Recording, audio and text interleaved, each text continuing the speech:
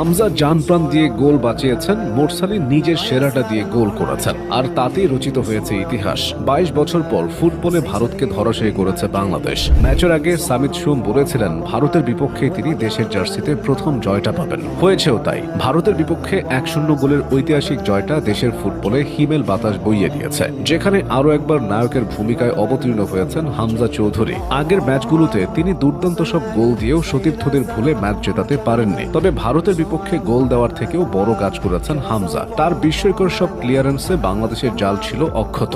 ম্যাচের পুরো সময়টা লিড ধরে রাখতে মাঠের এক প্রান্ত থেকে আরেক প্রান্তে ঘাম ছড়িয়ে গেছেন হামজা। 1-2 বার নয়, তার রক্ষণ কৌশলে বেশ কয়েকবার গোল হজম থেকে রক্ষা পেয়েছে বাংলাদেশ। ম্যাচের 31তম মিনিটের কথাই ধরা যাক, গোলরক্ষক মিতুল মারমার ভুলে গোল হজম করতে বসেছিল স্বাগতিকরা। মিতুল বার ছেড়ে অনেকটা বাইরে চলে গিয়েছিলেন। বক্সের ঠিক বাইরে থেকে সেই সুযোগে শট নিয়েছিলেন ভারতীয় মিডফিল্ডার